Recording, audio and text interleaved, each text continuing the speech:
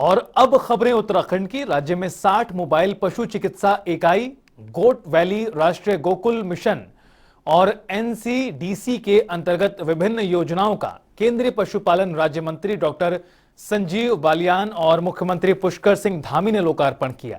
इस दौरान 60 मोबाइल पशु चिकित्सा एम्बुलेंस को हरी झंडी दिखाई गई। मुख्यमंत्री पुष्कर सिंह धामी ने कहा कि जिस भी योजना का शिलान्यास करेंगे उसका लोकार्पण भी करेंगे, यानी काम को अंजाम तक पहुंचाया जाएगा। पशु चिकित्सा के लिए मोबाइल एम्बुलेंस सेवा शुरू होने से दूरस्थ क्षेत्र के पशुपालकों को काफी सहायता मिलेगी।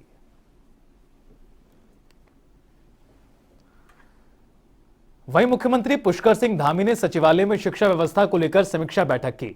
सचिवालय में विद्यालयी शिक्षा विभाग की समीक्षा के दौरान अधिकारियों को निर्देश दिए गए कि अतिथि शिक्षकों के 2300 पद जल्द ही भरे जाएं। मुख्यमंत्री ने हर जिले में राजीव गांधी नवोदय विद्यालय की तर्ज पर आवासीय बालिका विद्यालयों की स्थापना और विद्यालयों में आउटसोर्स के माध्यम से चतुर्थ श्रेणी के 3000 रिक्त पद भरने के निर्देश दिए। साथ ही सीएम धामी ने कहा कि क्षतिग्रस्त स्कूल की बिल्डिंगों को जल्द ही मरम्मत कर ठीक किया जाए।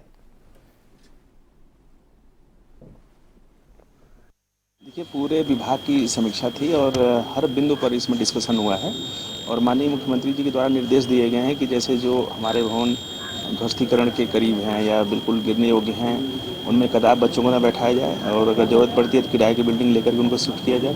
जो स्कूल के भवन खराब हैं उनको तत्काल ठीक किया जाए। इसके अलावा जो अतिथि शिक्षक हैं, अतिथि शिक्षकों के 2300 अतिथि शिक्षकों को भर्ती करने के निर्देश दिए गए हैं कि आप 2300 अतिथि शिक्षकों की भर्ती करिए। इसके अलावा हमारे जो बीआरपी सीआरपी के 950 पद हैं, 950 पदों पर भर्ती करने के निर्देश दिए गए हैं कि तत्काल इसमें कार्रवाई किया जाए। 4th क्लास के जो हमारे रिक्त पद हैं करीब सारे इंटर कॉलेज में या जूनियर हाई स्कूल में, उन पदों पर उनका आउटसोर्सिंग के माध्यम से नियुक्ति की जाए। तो वहीं 29 नवंबर से शुरू हो रहे विधानसभा के शीतकालीन सत्र को लेकर विधानसभा अध्यक्ष ऋतु खंडूरी ने बताया कि तैयारी पूरी कर ली गई है। साथ ही विधानसभा अध्यक्ष का कहना है कि विधानसभा सचिवालय की सत्र को लेकर सभी तैयारियां हैं। सभी विधायकों से अपील है कि विधानसभा सत्र की कार्यवाही को ठीक प्रकार से चलाएं ताकि जनहित के मुद्दे ज्यादा से ज्यादा उठाए जा सके।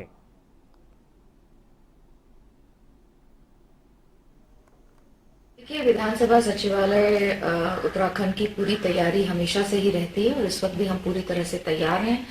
500 से ज्यादा सवाल आ चुके हैं, तैयारी पूरी है और मुझे पूरा विश्वास है कि इस बार भी पहले की तरह सत्र अच्छे से चलेगा और सद्भाव के साथ चलेगा और जो विधायक हैं हमारे वो ज्यादा से ज्यादा सवाल उठाएंगे ताकि अपनी विधानसभाओं के बारे में वो सरकार तक अपनी बात पहुंचा सके। उत्तराखंड के मुख्यमंत्री पुष्कर सिंह धामी डोईवाला पहुंचे, जहां उन्होंने आदर्श संस्था के कार्यक्रम में शिरकत की। कार्यक्रम में डोईवाला के शहीद हुए सैनिक के परिवार को भी सम्मानित किया गया। साथ ही कार्यक्रम में अधिकारियों और कई स्कूली छात्र छात्राओं के साथ शिक्षक भी मौजूद रहे। कार्यक्रम में सीएम धामी ने स्कूली छात्र छात्राओं को गर्म कपड़े और पुरस्कार प्रदान किए। साथ ही बीएसएफ की कमांडेंट के साथ सीमा सुरक्षा बल के अधिकारियों को शॉल और प्रशस्ति पत्र दिए गए।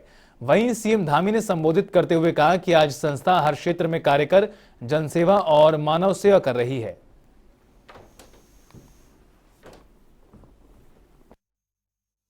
इस प्रकार के कार्यक्रम, प्रोत्साहन के कार्यक्रम, जहां पर हमारे विद्यार्थियों का कार्यक्रम, नौनिहालों के कार्यक्रम और साथ में हमारे सेना से जुड़े हुए, अर्धसैनिक बलों से जुड़े हुए, एनसीसी के लोग, उन सभी को अपने अपने क्षेत्रों में विशिष्ट कार्य करने के लिए, अच्छा काम करने के लिए जहां यहां पर सम्मानित किया गया। और अब खबर चमोली से। आदिबद्री सिलपाटा मोटर मार्ग पर भयानक सड़क हादसा हुआ है। लाल रंग की वैगनर कार अनियंत्रित होकर खाई में गिर गई। हादसे में 2 लोगों की भी मौत हो गई, जबकि एक व्यक्ति गंभीर रूप से घायल है। घायल को अस्पताल में भर्ती कराया गया। हादसे की सूचना पर मौके पर पहुंची पुलिस ने दोनों शवों को बाहर निकाल लिया है।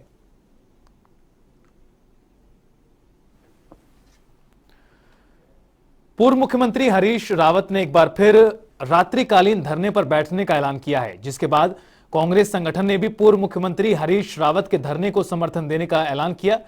पीसीसी अध्यक्ष करण मारा का कहना है कि हरीश रावत वरिष्ठ नेता हैं और सरकार की गलत नीतियों के खिलाफ धरने पर बैठने की चर्चा उनके साथ हुई है। जिस दिन भी पूर्व मुख्यमंत्री रात्रिकालीन धरने पर बैठेंगे, कांग्रेस उनका पूरा समर्थन करेगी। दूसरी तरफ बीजेपी ने हरीश रावत के रात्रिकालीन धरने पर चुटकी ली।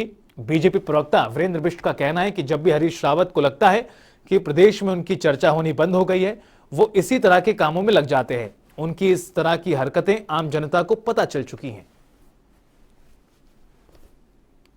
वो देखिए, उनका कद बहुत बड़ा है और उन्होंने हमसे राय ली है। परसों कैंडल मार्च में भी उनका हमको फ़ोन आया था और एक यात्रा भी वो हरिद्वार जय और भारत जोड़ो यात्रा को एक सम्मिलित है कि 7 दिन की पद यात्रा निकली और पीसीसी उस कार्यक्रम में अपनी ओर से निर्देश भी जारी करे कि हरीश रावत जी के उस कार्यक्रम में सब लोग उपस्थित रहें। हरीश रावत जी तो धरना देते रहते हैं।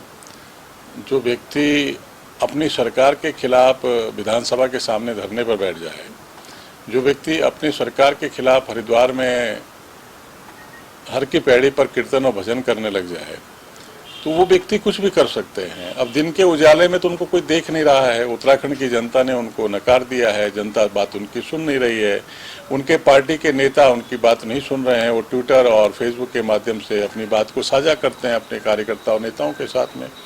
अब रात के अंधेरे में वो क्या दिखाना चाहते हैं ये तो वही बेहतर समझते हैं। लेकिन राज्य की जनता समझने लगी है कि उनकी जब पूछ नहीं होती है, उनकी कहीं चर्चा नहीं होती है, तो चर्चा में बने रहने के लिए, मीडिया में बने रहने के लिए ये तमाम तरीके के हथकंडे अपनाते हैं। इस बुलेटिन में फिलहाल इतना ही। जनता टीवी पर खबरों का सफर लगातार जारी है।